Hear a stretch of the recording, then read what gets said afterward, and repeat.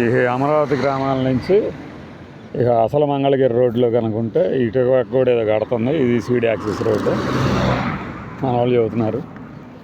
మీరు ఆశ్చర్యపోతారు నేను చూపించే విషయాన్ని. చాలామంది అంటారు కానీ మీకు తెలియదు. చూడండి, ఇటు చూస్తే ఒక్కసారి ఇటు కనుక తిరిగితే ఇది అసలు గ్రామాలంటే.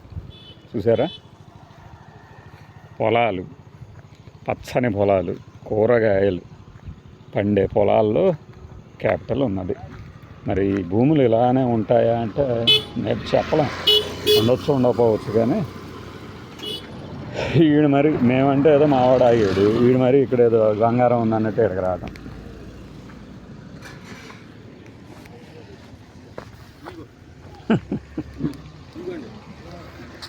టమోటాలు నీకు దొరకదు టమాటాలు,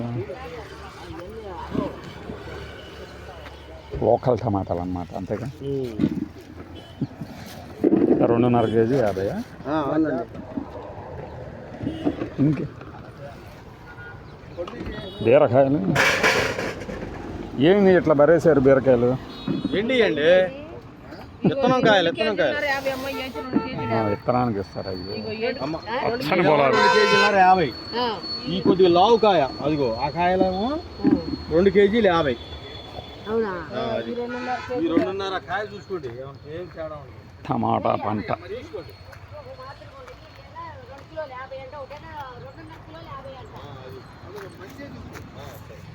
నా వెనకది మంగళగిరి కొండ, నా ముందు వెనక ఉన్నది ఇలాంటి పంట పొలాల్లో క్యాపిటల్ అన్నమాట. ఇలాంటి పంట పొలాలు చుట్టుపక్కల నిజంగా ఒక గ్రీన్ క్యాపిటల్ కనుక అయితే, ఓవైపు కార్పొరేట్ తరహా జనాలు, మరోవైపు ఇలాంటి పల్లె వాతావరణం అద్భుతంగా ఉంటుంది. కానీ అలా ఉండనిస్తారా? ఇప్పుడు ఈ కాలువ ఉంది చూడండి, నీళ్ల కాలువ, ఆ వంతెన కూడా.